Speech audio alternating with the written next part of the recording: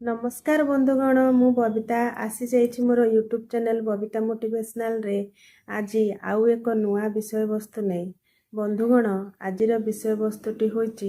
हेउछि सेपरी लोक मानक पई जो माने निजको हर्ताकर्ता दैव विधाता बोली भाबी थांती से माने भाबंती जे मु ही सब करूछि मु आज पर्यंत जहा करिछि मु ही करिछि आगो को भी जहा करिबि मु ही करिबि मते कहारी साहाय्य लोड़ा नाही भगवान बोली से माने केबे गोटे शक्ति उपरे विश्वास करंती नाही से माने निजको ही भाबंती भगवान निजको ही भाबंती हर्ताकर्ता दैव विधाता मु करूछि मु करुथिबि ताहले आज्ञा एभली लोक मानकर अवस्था कौन हुए जो माने भगवान को विश्वास करते नहीं निजको भगवान को समर्पण करते नहीं कौन सी समय जितेबाला विपद पड़े आपद पड़े भगवान को स्मरण करते नहीं काहाकू जन को निजर मालिक बोली भाबंती नहीं निजको निजर मालिक बोली निजको संसार मालिक बोली भाबंती से भलिया लोक मानकर अवस्था कौन हुए मु गोटे सुंदर कहानी माध्यम आज आपण मानकु बुझेबी। थरे कौन होती गोटे सिंहटीए गोटे गाई को दौड़े आज्ञा गोड़े खाइब गाईटी प्राण विकल दौड़ी दौड़ी दौड़ी हठात कौन है गोटे जो पंक पोखरी गोटे पड़ा जो पोखरी टी पूरा पंकर भरी रही तो सी प्राण विकल दौड़ुची गाईटी एवं सिंहटी ताको दौड़ौची हठात जाई दुई जन जाक कौन है ना सी पंक पोखरी भितर पशिगले गाईटी पशिगला एवं गाई पछे पछे दौड़ी दौड़ी सिंहटी मध्य पशिगला किंतु तांको मध्यरे किछि दूरता थाए जहाद्वारा कि सिंहटी ताको खाई पारे नहीं कहीं से तो पंकरे फसीगला सी आगू को जाई पार नहीं गाईटी मध्य आगू को जाई पार नहीं दुई जन जाक सेठी छटपट होउचंती पंकरु बाहरिबा पई किंतु बाहरी पार नांती किंतु तांको मध्यरे किछि दूरता अछि किछि गैप अछि जोति पई कि सिंहटी गाई की खाई पारु नहीं। तो सेठी कोन हेची ना गाईटी ताको पचारची जे तू तू तोर मालिक किए गाईटी ताको पचारची तोर मालिक किए सिंह कहे मोर किए मालिक हम मु तो निजे बनर राजा मु तो राजा मोर किए मालिक हम मु निजे निजर मालिक मु होउची बनर मालिक मोर किए मालिक हम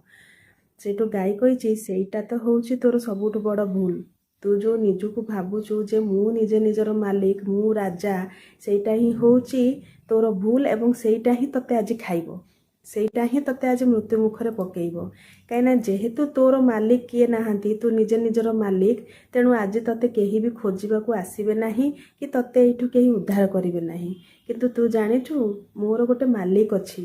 मते से पाली थिला रखी थिला मु ता ऊपर बहुत भरोसा करे से मते बहुत भल पाए आज जेमिति हेले जदि संध्या पर्यंत मु ता घर को न फेरिछि से खोजी खोजी आसी मते एठू बंचै कि नबो तेणु आज्ञा ए कहानीटी कौन बतैला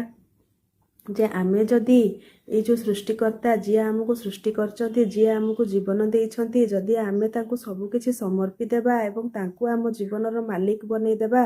ताहले प्रति मुहूर्त रे आमर सुख दुख रे से आमको सांग देबे दुख समय रे विपद रे पड़िथिबा समय रे से आमको खोजी खोजी आसी आज्ञा उद्धार करिवे कौनसी रूप रे मध्य से आसी आमको उद्धार करिवे भगवान को आज पर्यंत केही डायरेक्ट देखि नांती किंतु काहा माध्यम रे काहा रूप रे मध्य से पशुपक्षी रूप रे हो से मनुष्य रूप रे हो से कौनसी रूप रे मध्य हो से आसी आमको विपद समय रे सहाय्य करिवे केतेबेले जेतेबेले आमे तांको आम जीवनर मालिक बनै देबा सब किछि तांको समर्पि देबा तांकर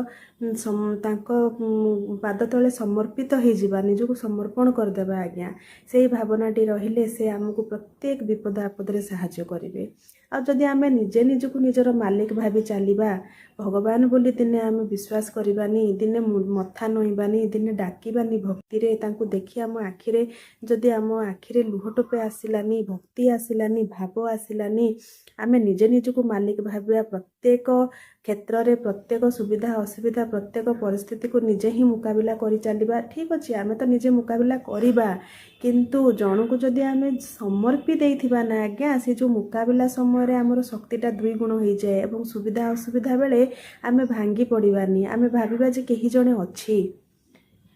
किछि रे सक्सेस न हले भी आमे भांगी पारिबानी भांगी पड़िबानी आमे भाबा केही जणे अछि जे मते हाथ धरी उद्धार करि नबो निजको तो आमको कर्म निजको ही करबा को पड़िबो निजको चेष्टा करिया को पड़िबो किंतु गोटे समर्पण भावना भगवान को प्रति जदि अछि सरेंडरनेस जदि अछि ताहले आपण सुख हो दुख हो सक्सेस हो अनसक्सेस हो सबुथिरे सम अवस्था रे रहिबे भांगी पड़िबेनी केना आपण जानिचंती केही जणे ଅଛି ଆମକୁ ବଞ୍ଚେଇବା ପାଇଁ। ଯେମିତି ଆଜ୍ଞା ଦ୍ରୌପଦୀ କ'ଣ କରିଥିଲେ, ଯେତେବେଳେ ବସ୍ତ୍ରହରଣ ହେଲା ଯେପର୍ଯ୍ୟନ୍ତ ସେ ଲୁଗାକୁ ଧରି ରଖିଥିଲେ କୃଷ୍ଣ ତାଙ୍କୁ ଲୁଗା ଦେଇନଥିଲେ। ଯେତେବେଳେ ସେ ଲୁଗା ଛାଡ଼ି ହାତକୁ ଆଜ୍ଞା ଟେକିଦେଲେ ସେହି ସମୟରେ କୃଷ୍ଣ ତାଙ୍କୁ ଲୁଗା ଦେଇ ତାଙ୍କ ଲଜ୍ଜା ନିବାରଣ କରିଥିଲେ। ତାହେଲେ ଯେପର୍ଯ୍ୟନ୍ତ ଆମେ ସବୁ ପରିସ୍ଥିତିକି କାମୁଡ଼ି ଧରିବା, ଜାବୁଡ଼ି ଧରିବା ଯେ ଆମେ ଠିକ୍ କରିଦେବା ବୋଲି, ସେ ପର୍ଯ୍ୟନ୍ତ ଆମେ ଛଟପଟ ହେବା, ଆମେ କଷ୍ଟ ପାଇବା, ଆମେ ସେଥିରୁ ମୁକୁଳି ପାରିବା ନାହିଁ। କିନ୍ତୁ ଯେତେବେଳେ ଆମେ ଛାଡ଼ିଦେବା ଆଜ୍ଞା, ଦେଖିବେ ଧୀରେ ଧୀରେ ଧୀରେ ଧୀରେ ଧୀରେ ଧୀରେ ସବୁ କିଛି ଠିକ୍ ହେଇଯିବ।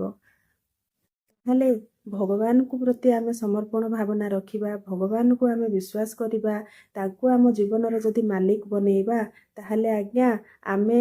ଆମେ କର୍ମ କରିବା ସମୟରେ ଆମର ପ୍ରତ୍ୟେକ ସୁବିଧା ଅସୁବିଧାରେ ଆମ ହାତ ଧରି ସେ ବାଟ କଢ଼େଇବେ ଏବଂ ଆମକୁ କେବେ ବି ବଡ଼ ଅସୁବିଧା ଦେବନି ଆଜ୍ଞା। ସୁବିଧା ଅସୁବିଧା ଜୀବନରେ ବିଭିନ୍ନ ପ୍ରକାର ସମସ୍ୟା ଆସିବ ତ ଆସିବ, ଜୀବନ ମାନେ ଆସିବ, କିନ୍ତୁ ଆଜ୍ଞା ଯିଏ ଭଗବତ ବିଶ୍ୱାସୀ ଏତିକି ଆପଣ ଜାଣିଥାନ୍ତୁ, ତା ଜୀବନରେ କେବେ ବଡ଼ ଅସୁବିଧା ଆସିବ ନାହିଁ,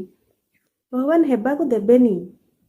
ତେଣୁ ଆଜ୍ଞା ସବୁବେଳେ ନିଜକୁ ମାଲିକ ଭାବନ୍ତୁନି, ଜଣେ ଉପରେ ବସିଛି ତାକୁ ମାଲିକ ଭାବନ୍ତୁ ଏବଂ ନିଜ ଜୀବନକୁ ସମର୍ପଣ କରିଦିଅନ୍ତୁ, ସମର୍ପିତ କରିଦିଅନ୍ତୁ ତାଙ୍କୁ। ଏଇ ଯେଉଁ ବାଘ, ଏଇ ଯେଉଁ ସିଂହ ଆଉ ଗାଈ କାହାଣୀଟିରୁ ଆମେ ଆଜି ଏଇଆ ଶିଖିଲେ। ତାହେଲେ ଆଜ୍ଞା ଏତିକି କହି ମୁଁ ମୋର ଭିଡ଼ିଓଟିକୁ ଏଇଠି ରଖୁଛି। ଯଦି ମୋର ଭିଡ଼ିଓଟି ଭଲ ଲାଗିଥାଏ ତାହେଲେ ଅଧିକରୁ ଅଧିକ ଲାଇକ୍ କରିବେ, ସେୟାର କରିବେ, କମେଣ୍ଟ କରିବେ, ସବସ୍କ୍ରାଇବ୍ କରିବେ। ଆଜ୍ଞା ରହୁଛି, ନମସ୍କାର।